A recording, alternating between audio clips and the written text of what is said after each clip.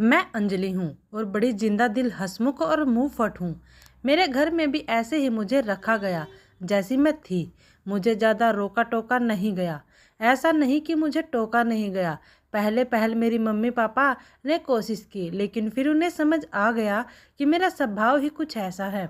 इस स्वभाव के चलते मेरे कई दोस्त भी बने। लड़कियां तो कम थी, लड़के ज़्यादा। मेरी माँ को मेरी चिंता रहती है कि कल को ससुराल जाएगी तो वहाँ क्या गुल खिलाएगी। पर मेरे पापा कहते हैं जो होगा अच्छा ही होगा, ऊपर वाले ने इसके लिए भी कुछ सोचा ही होगा।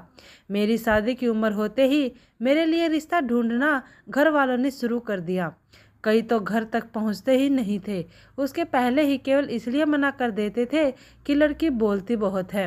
अब बताओ भला यह भी कोई कारण हुआ किसी को रिजेक्ट करने का। लेकिन मुझे इन सब बातों से कोई फ़र्क नहीं पड़ता है। मैं अपनी लाइफ में बहुत खुश हूँ, बोले तो बिंदास। अब मैंने सुना कि एक लड़का घर तक पहुँच गया, मतलब वो देखने आने वाला है। रविवार को देखने आने वाले और माँ ने मुझे पहले ही कढ़ाई के साथ बोल दिया है कि मैं अपनी हंसी और बातों पर कंट्रोल करके रखूं। अमित और उसके घर वाले मुझसे मिलने आए और फिर जैसा होता है कि चाय नाश्ता होने के बाद अमित और मुझे अकेले में बात करने को कहा गया। मैं कब से अपने आप को रोक के बैठी थी, इतना चुप तो मैं कभी नहीं रही। फिर क्या था, जैसे ही वो आए मैंने बोलना चालू किया। मैंने सब पूछ लिया जो मेरे मन में था। कितना कमाते हो, घूमने का शौक है कि नहीं। बीच में मुझे लगा कि कहीं ये मना ना कर दे, पर अमित को मेरी ये बात ही पसंद आई। घर वालों ने शादी करा दी। अमित बड़ी सिटी में रहते हैं, वही अच्छी जॉब है, इसलिए शादी के 1 महीने बाद मैं भी वहीं चली गई। अमित सुबह 8 बजे ऑफिस जाते थे और 6 बजे शाम को वापस आते थे। ऑफिस के सारे उनके फ्रेंड एक दिन हमारे यहाँ खाने पर आए। शादी के बाद यह पहली बार था जब सब मिल रहे। उस समय तो मैंने बात नहीं की, लेकिन जब घर में वो आए तो मैंने सबके साथ खूब गप्पे लड़ाए। अमित के बारे में पूछा। अमित मुझसे बोल रहे थे कि यह मुझसे ज़्यादा तो तुम्हारे दोस्त लग रहे हैं। उसमें ही अमित का एक दोस्त था रवि, वो पहले ऑफिस में था लेकिन अब वो मॉडलिंग करने लगा था। मैंने उसके साथ भी खूब बातें की। वो मुझसे खाना सीखना चाहता था। मैंने भी बोला आ जाओ, मैं तो पूरा दिन फ्री रहती हूँ, कभी भी आओ। अमित सुबह जब ऑफिस गए तब रवि अगले दिन सच में खाना सीखने आ गया। थोड़ा बहुत मैंने उसे सिखाया और शाम को वापस चला गया। अमित अपनी कैब भूल गया था। जब अमित ऑफिस से आए तब उन्होंने मुझसे पूछा कौन आया था, क्योंकि उन्हें कैब दिखाई दे दी। मैंने बोला अमित कल खाना सीखने को बोल रहा था, आज आ गया, अभी तुम्हारे आने के पहले गया है। उनका चेहरा थोड़ा उतरा। वो बोले अच्छा इतना रुका तो मुझसे भी मिल ही लेता। मैंने उस समय उनकी बात पर इतना ध्यान नहीं दिया। अगले दिन जब वो ऑफिस से आए तो अमित घर पर ही था। अमित उनसे मिले, उनकी कुछ बातें हुई।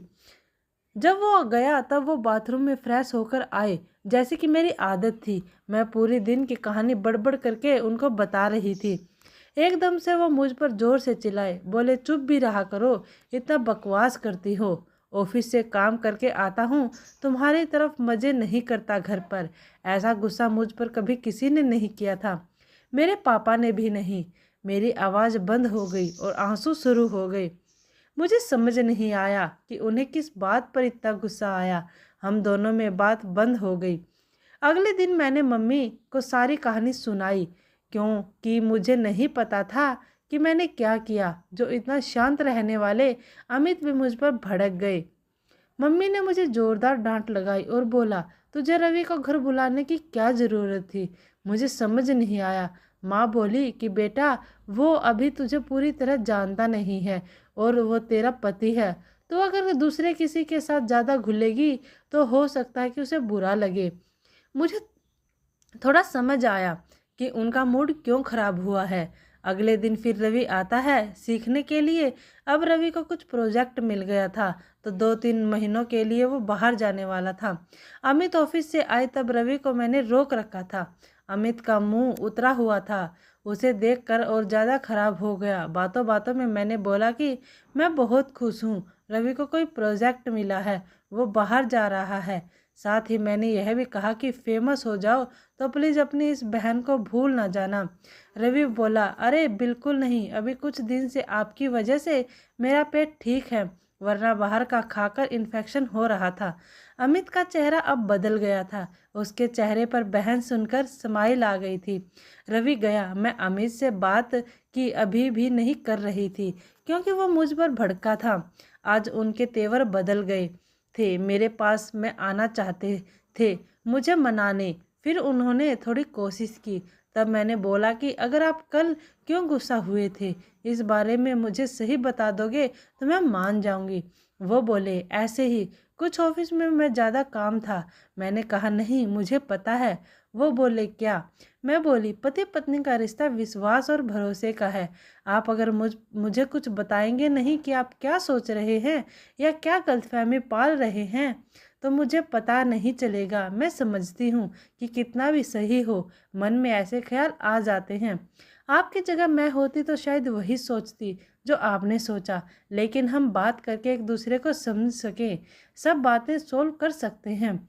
उनके चेहरे पर एक बड़ी स्माइल थी। अब वह मुझे ज़्यादा समझदार समझने लगे। गलतफहमी एक बड़ी वजह है पति पत्नी के रिश्ते को कमज़ोर करने की। बात करिए, बात की बिगड़ी बात फिर बन सकती है।